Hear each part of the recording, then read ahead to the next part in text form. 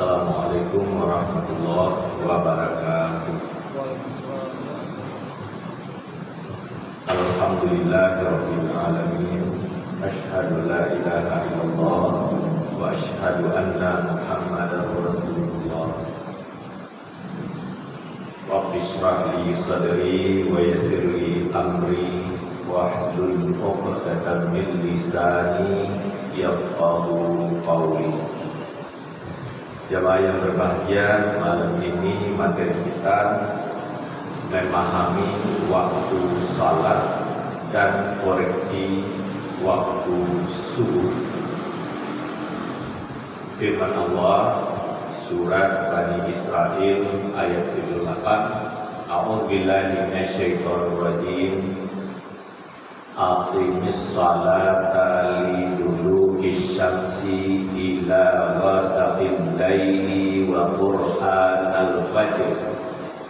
Inna qur'anal fajri kana mashhuda. Dirikanlah salat setelah matahari tergelincir, yakni zuhur, sampai malam ada asar, maghrib, dan isya. Dirikan pula salat subuh, sesungguhnya salat subuh disaksikan. Ayat ini bicara salat 5 waktu. Apabila matahari tergelincir, ya zuhur. Maksudnya tengah hari lewat sedikit. Kalau dulu tidak ada jam, tidak ada kalender, tidak ada jadwal salat, pedoman cukup bayangan di cucuran atap. Kalau sudah lewat sedikit, zuhur sudah masuk.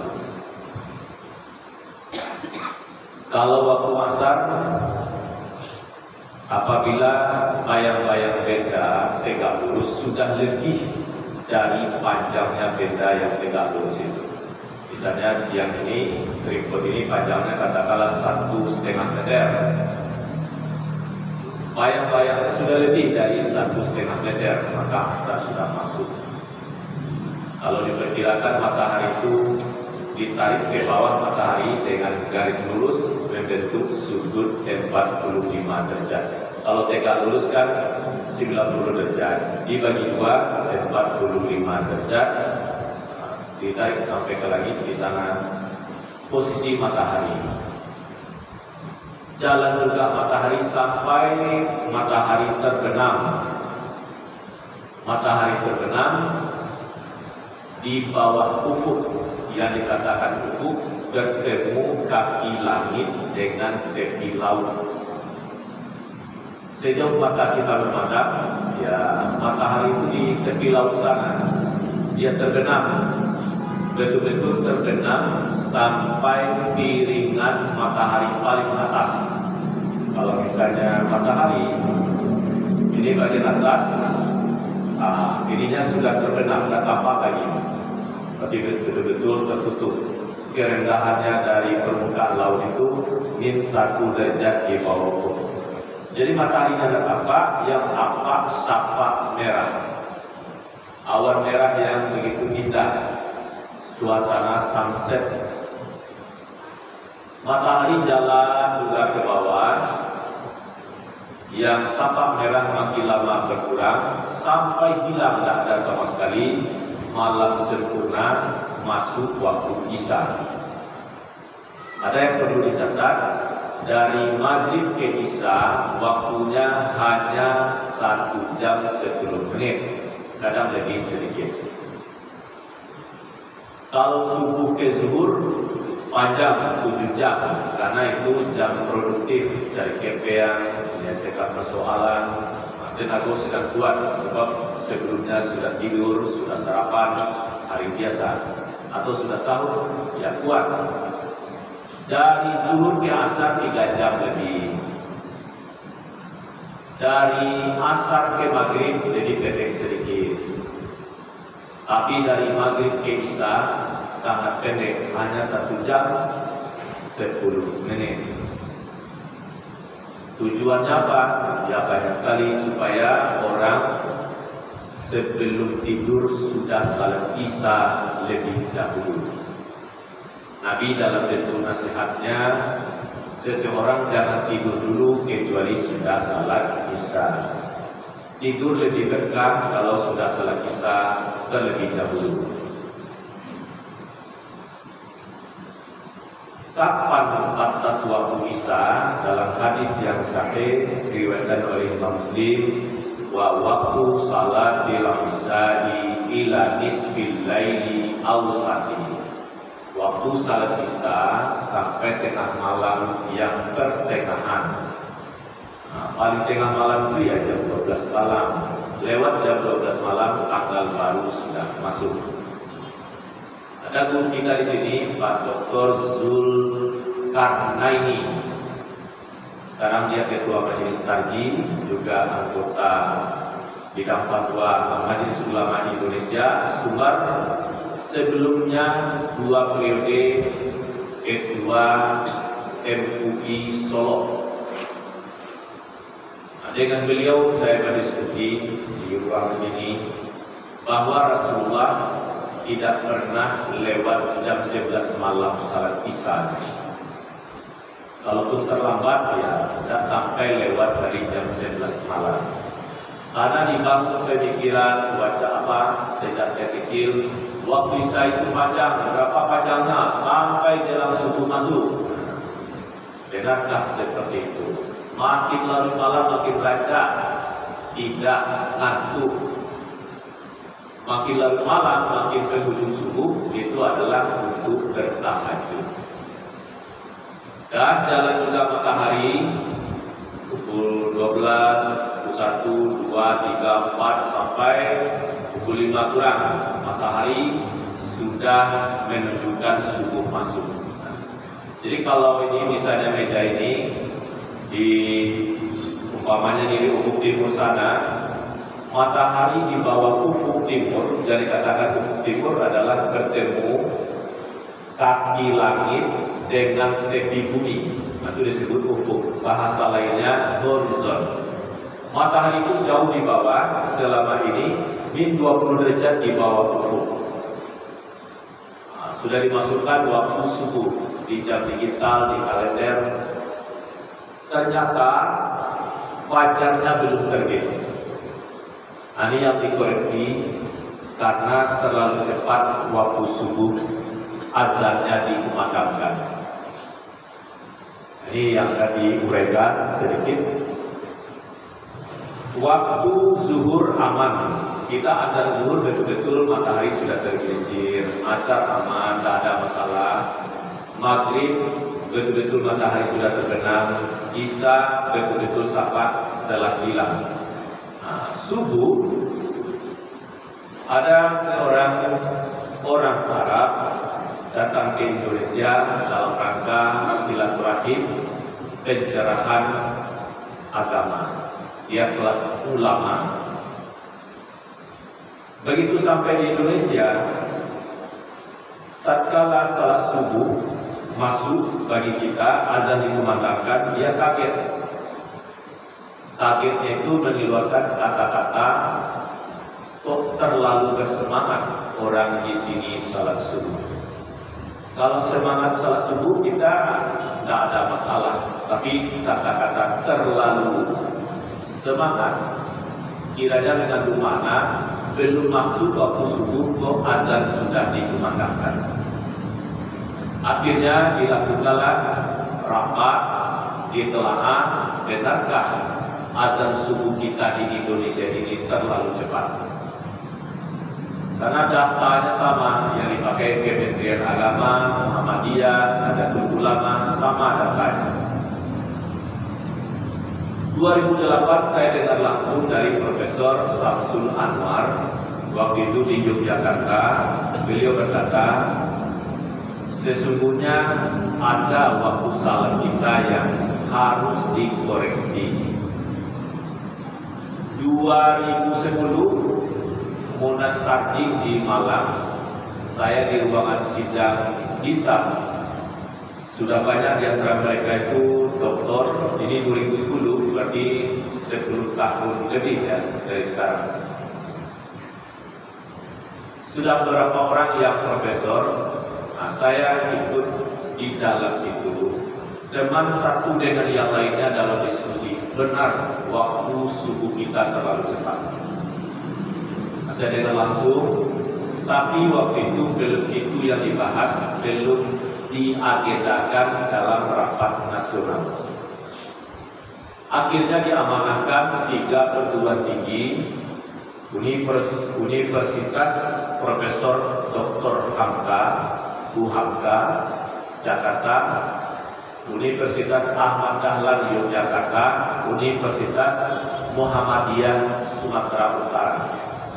Masing-masing punya labor besar, punya tenaga ahli yang handal, diamanahkan meneliti dengan disiplin ilmiah. Penelitian itu ya diperkirakan 6 tahun terakhir ini rutinnya. Tempat meneliti ada di lereng gunung, di bukit-bukit, di lembah, di kota, di desa, dan di pinggir pantai. Jadi ada tempat-tempat perwakilan. Apa kesimpulannya? Kalau kawan meneliti di Irian Jaya, di Bali, di Sumatera, Sulawesi melaporkan, tatkala azan subuh dikumandangkan, ternyata fajar belum terbit. Masih malam bakacia, belum ada fajar. Padahal kita sejak dari sekolah dasar, waktu usia anak-anak sudah diberitahu waktu subuh ialah mulai terbit fajar sampai terbit matahari. Nah, ternyata azan subuh dikumandangkan, fajar belum terbit, artinya masih malam. Penelitian itu di Ranamina, Profesor Tono Saksono di Batu Sangkar, di Universitas Muhammadiyah Sumatera Barat, Kasengkandang, dan Asrama Haji. Begitu orang sudah azan di Padang, ternyata masih gelap di ufuk timur, belum ada tanda-tanda fajar. Sudah selesai pula azan, azan yang ideal itu kan antara 4 sampai 5 menit. Sudah selesai orang azan, fajar belum juga tampak. Beberapa menit setelah itu baru ada fajar, baru masuk waktu subuh. Ini memang bagi Bapak Ibu atau mendengar berita ataupun sudah langsung ke sana, itu terasa sekali. Azan di Mekah atau Madinah, terus salat sunat, kadang-kala sampai ya sudah salat sunat 2 rakaat, iqamah belum juga, sudah datang juga orang bisa juga salat 2 rakaat, baru iqamah. Imamnya di tanah suci itu bacaannya tidak juga panjang-panjang, biasa-biasa saja seperti imam kita juga di Indonesia. Ukuran setengah baris, kadang-kadang 1 halaman. Begitu salat selesai, zikir dan doa, karena disarankan doa kan tidak dikomandokan. Doa, zikir, doa sendiri-sendiri. Dan begitu keluar dari Masjid Nabawi, Masjidil Haram, hari sudah siap. Tapi bagaimana kita di Padang? Sudah azan, salat sunat, zikir dan doa. Kadang-kala ceramah sebelum ini akan wawa masih galau dewa. Ini sekedar membayangkan azan kita di Indonesia memang lebih cepat. Karena hasil penelitian seperti itu diamanahkan dibawa kepada sidang musyawarah nasional tarjih. Saya ikut dalam sidang itu 80% lah mengikuti jalan sidang itu setiap Sabtu dan Ahad November Desember 2020. Dalam diskusi itu yang paling mencuat adalah kalau azan subuh kita tunda sampai 8 menit, apa kata orang? Orang sudah azan sendiri, untuk kita belum juga. Orang sudah mau iqamah, kita baru mulai azan, kan kentara sekali.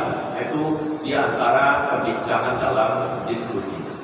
Akhirnya diputuskan waktu salat subuh yang ada di jam sekarang di kalender yang sudah beredar ditambah 8 menit lagi. Setelah diputuskan secara nasional, belum diberitahu masyarakat luas secara menyeluruh. Kalau berita-berita resmi sudah. Bagi awak media yang ingin mendapatkan informasi itu banyak, tapi betul-betul disampaikan kepada masyarakat luas dalam bentuk fatwa, surat edaran belum, karena ada satu langkah lagi namanya ditanfis. Hasil musyawarah itu ditanfis. Ditanfis ini pendekatannya kalau di ranah Minang manampi barek, ditampi. Baca manampi barek. Pano mungkin moderna dibaca biru baris 1,5 liter ditampi. Alamat doa juga. Beko dan akahnya mandakir kemarin. Itu bisa diuji ya, apakah untuk makanan ayam atau itu buah supaya dia masuk di tanah. Bareng dan alui-alui patah-patah ujungnya itu, ujungnya itu bisa, itu tercapai situnya. Atau ada lupa dalam buangnya, mungkin untuk makanan anak ayam, atau untuk bubue, atau kinukui. Sedangkan dadanya tercapai keluar. Yang dada alunya laki dinyiru. Laki dinyiru itu dikumpulkan, dimakan lama pada di hari. Itu bantuannya kalau mana pare. Kalau pare itu buat jo langsung apa ya, jo tinci. Tapi awak ini memang korban bersama saja ada heler. Zat utama itu hanya buluang di heler, jadi kurang sakit-sakit. Kalau dulu, kalau lagi bareng batu buat itu memang lebih oke. Nah, soal nanti pendekatan pasarnya ditanfis, disaring. Hasil putusan nasional itu ditanfis lagi, disederhanakan. Jadilah dia seperti ini Bapak Ibu. Ini 16 halaman. Bantuan gadang hasil tanfis. Lalu saya fotokopi saya cetak, jadilah dia seperti ini. Kecil, enak membacanya. Saya bacakan sedikit saja. Keputusan pimpinan pusat Muhammadiyah tentang awal waktu salat. Menimbang, mengingat, menetapkan, memutuskan, menetapkan ke satu kali bawahnya, mengubah ketinggian matahari awal waktu salat subuh dari 20 derajat. Dulunya 20 derajat ke bawah, jauh di bawah, sehingga masih gelap di sini. Terus yang B-nya menyatakan menetapkan ketinggian matahari awal waktu subuh yang lama dari 20 menjadi 18. Kalau tadinya terlalu jauh di dalam, sekarang dinaikkan 2 derajat lagi ke atas. Naik 2 derajat ke atas, baru ada fajar terbit membentang di ufuk timur. Menaikkan 2 derajat itu 1 derajat butuh waktu 4 menit. Kalau 2 derajat itu 8 menit. Jadi untuk menaikkan 2 derajat ditambah waktunya 8 menit. Jadi kalau waktu subuh kita berapa itu Pak? Pukul 4 lewat 47. Tambah 5 menit lagi, 8 menit lagi. Atau kita bulatkan saja angkanya di kalender atau di jam digital, waktu subuh pukul 5 misalnya. Jangan azan waktu pukul 5 itu tambah 8 menit lagi. Kalau tetap azan dengan waktu yang lama, sebenarnya waktu subuh belum terbit. Ditetapkan di Yogyakarta tanggal 7 Saban 1442 bertepatan dengan 20 Maret 2021. Baru 1 bulan beberapa hari diputuskan. Jadi kalau sekiranya sebagian besar masyarakat, warga belum mengetahui, itu sah-sah saja. Kajian hukum sedikit lagi. Baru azan subuh boleh dikumandangkan apabila fajar telah terbit. Dasar hukumnya, inna sholata kanat 'alal mu'minina kitaban mawquta. Sesungguhnya waktu salat ditentukan bagi orang-orang yang beriman. Baru wajib salat itu atau baru sah azan dikumandangkan kalau waktunya telah masuk. Apa itu subuh? Wasubhi idza tanaffas. Surat Takwir, surat 81 ayat 18. Artinya, demi subuh apabila fajar telah memancar. Nah, jadi betul-betul ada fajar dulu. Kalau belum ada fajar, masih larut malam namanya, masih boleh makan minum. Ini pula yang diisyaratkan dalam Al-Quran, surat Al-Baqarah 187. Aqimis salata liduluki syamsi ila ghasaqil laili wa qur'anal fajr. Bukan itu apa surat? Ya, kulu wasrabu. Al-Baqarah 187. Wa kulu wasrabu hatta yatabayyana lakumul khaytul abyadu minal khaytil aswadi minal fajr. Tsumma atimmus siyama ilal lail. Maka minumlah kamu hingga jelas bagimu, hingga jelas, bukan sama-sama, jelas. Apa itu?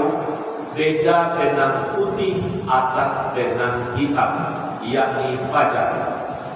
Jadi kalau sudah terbit fajar, tidak boleh lagi makan minum. Kenapa? Subuh masuk. Terus lanjut ayat. Tsumma atimmus siyama ilal lail. Kemudian tahanlah atau sempurnakan puasamu sampai malam. Malam itu maksudnya matahari terbenam. Inilah dasar kita puasa, menahan mulai terbit fajar sampai terbenam matahari. Nah, dari dalil itu, Bapak dan Ibu, apabila kita kumandangkan azan sesuai dengan jadwal yang lama, waktu subuh belum terbit, sudah diteliti bertahun-tahun, sudah final, sudah dimusyawarahkan. Finalnya mana?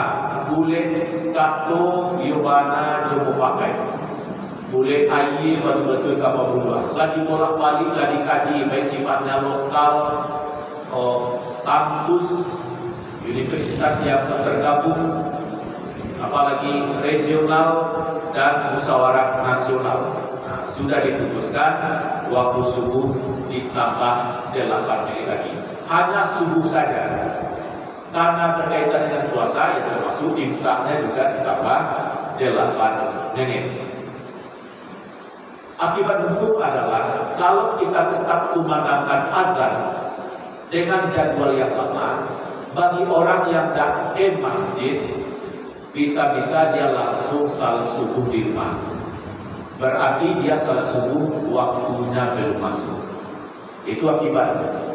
Nah, karena ini sudah disosialisasikan, banyak media yang menginformasikan, misalnya melalui buku ini, terus di banyak YouTube kajian-kajian tentang masalah koreksi ini, produk YouTube dari Majelis Tarjih yang dikeluarkan oleh TV Muhammadiyah itu bisa diakses, ditonton bagaimana penambahan waktu 8 jam ini. Moga-moga keterangan ini Bapak dan Ibu kita sosialisasikan, bukan dimusyawarahkan, tapi untuk diamalkan. Mengapa tidak dimusyawarahkan? Karena dia sudah final. Tentu memusyawarah, mensosialisasikannya seelok-elok dengan sepenuh hati. Kalau belum diterima saat pertama, kedua, dan ketiga, tetap bersabar dan berjuang terus sampai Allah memperlihatkan hasilnya untuk kita. Penutup, sudah berapakah banyak orang mengamalkan azan subuh ini ditambah 8 menit? Kalau di Jawa, bagi Jawa Timur, sudah ada yang mengamalkan sejak 2010. Kalau di Malaysia dulu sama dengan Indonesia, sekarang sudah banyak daerah bagiannya menambah 8 menit. Kalau di Padang, saya sebutlah beberapa saja yang hafal. Di sini sudah Al-Furqan Rawang Timur, At-Taqwa Puri Lestari, Jamiatul Huda di Ketaping, Jalan Keunan, di Universitas Muhammadiyah Sumatera Barat, di Batang Kabuang, dan banyak lagi. Ada satu lagi di Palimo Indah. Mungkin juga di tempat-tempat lain sudah ada, karena musyawarah tingkat pusat beberapa diinformasikan beberapa wilayah provinsi itu melaporkan perkembangannya karena kegigihan dari majelis takji mensosialisasikan bersama majelis tabligh. Sudah banyak di daerah-daerah luar Sumatera Barat yang mengamalkan ditambah 8 menit itu.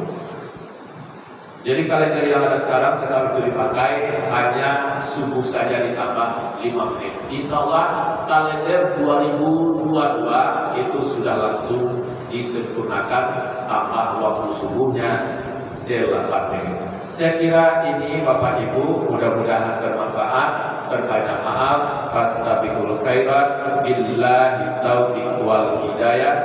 Assalamualaikum warahmatullahi wabarakatuh.